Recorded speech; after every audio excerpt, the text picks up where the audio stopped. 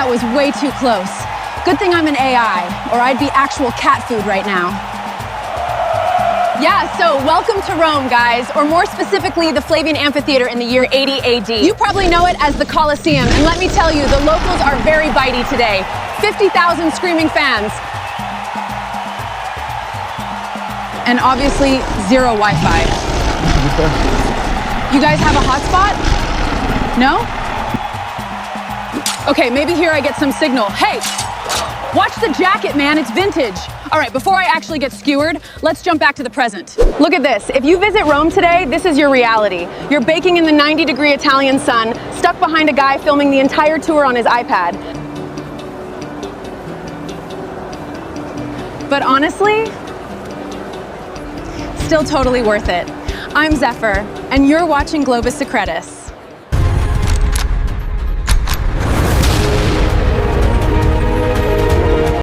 First things first, logistics. If you're coming to modern Rome, fly into Fiumicino Airport. Antarctica aside, flights come here from every single continent. Skip the overpriced cabs and grab the Leonardo Express train. Less than 20 euros, 30 minutes to the city center. Boom! For hotels, avoid the tourist traps right next to the ruins. Stay here in this charming Monte neighborhood.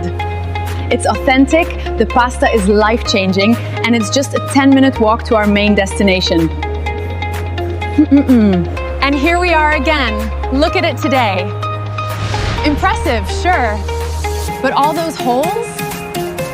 That's where medieval people ripped out the iron clamps to melt down for weapons. Now, why don't we take a look at it on opening day in 80 AD?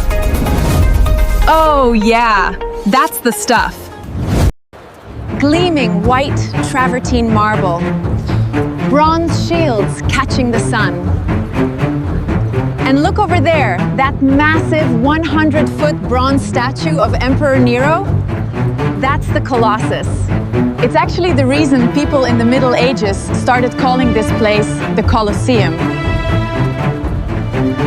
As I said, its real name is the Flavian Amphitheater, named after the emperors who built it.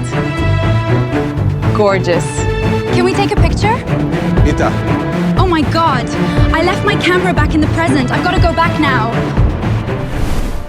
Thank God I got it back. Now, let's talk about your entrance to the Colosseum. When you visit today, buy your tickets online months in advance on the official website. Do not, I repeat, do not buy tickets from the random guys in gladiator costumes outside. It's a scam. But how did ancient Romans get in? It was actually completely free. The emperor paid for the games to keep everyone distracted. But you still needed a ticket. Look at this, a pottery shard called a tessera. Now I'm at the entrance. We're walking through the vomitoria. Gross name, I know. Now I'm leaving the vomitoria, which literally means to spew forth. 50,000 people could evacuate through these tunnels in just minutes. Now, check out the seating. It's basically ancient Roman Instagram, all about status. Front row with the marble seats, senators and VIPs. The middle tiers, regular wealthy guys. And way up here in the nosebleeds, baking in the sun, poor citizens, slaves, and women. Yeah, 80 AD wasn't exactly great for equal rights. Let's go find my seat.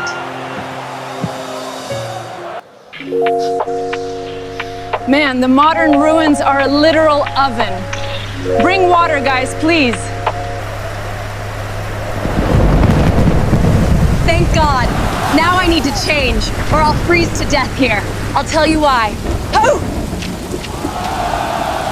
Did you like my outfit? As people say, when in Rome. But as I was saying about the temperature in the Colosseum, ancient Romans had custom air conditioning. Look straight up. That massive canvas roof is called the Velarium. It blocked the scorching sun, but caught the cool breezes. And here's the craziest part. Let's send the drone up to see the Velarium from above. Operating this thing was so complex, they had to bring in actual sailors from the Roman Navy, the Messinum fleet, just to handle the rigging. The engineering is just absurd. Today, the arena floor is mostly gone, exposing this confusing maze of walls called the Hypogeum. But this was the backstage area. And coming down here in 80 AD is honestly, it's terrifying. It's pitch black, it smells like sweat, blood, and wild animals, and the noise is deafening. Down here, hundreds of slaves are pushing massive wooden capstans. There are 28 vertical elevators built into this maze. Using counterweights, they can lift heavy scenery, lions, bears, or fully armored gladiators right up to the arena floor, popping out of hidden trapdoors. It's ancient magic, designed to shock the crowd above. All right, time to bust some Hollywood myths. It wasn't just a free-for-all murder party. It was a highly scheduled event. In the morning, they'd have the Venaciones pose. Basically, these massive animal hunts with exotic beasts from all over the empire. Midday, the gruesome part. Public executions of criminals and prisoners of war. How horrible. But the afternoon? That was prime time. The gladiators.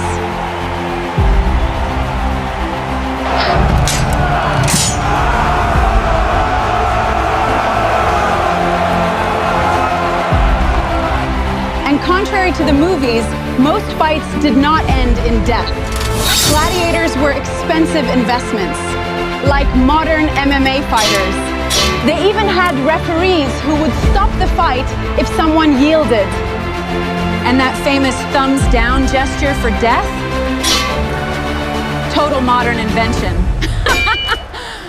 The ancient texts say the emperor would turn his thumb, pollice verso, to signal the final blow. And some say it looked like this, but historians still argue what the actual hand motion looked like. Okay, that secutor is definitely looking right at me, and I'm pretty sure my time jump battery is flashing red. Time to get out of the strike zone. Ah, much better. Safe and sound in the 21st century. Now, do you want a pro tourist tip? If you want the best photo of the Colosseum without the massive crowds, come up here to the Oppian Hill right at sunset. The golden hour lighting on the stone is unbeatable. If you want to survive more factual trips to restricted history, hit that subscribe button, smash the like, and let me know in the comments where Globus Secretus should jump next. See you in the past, guys.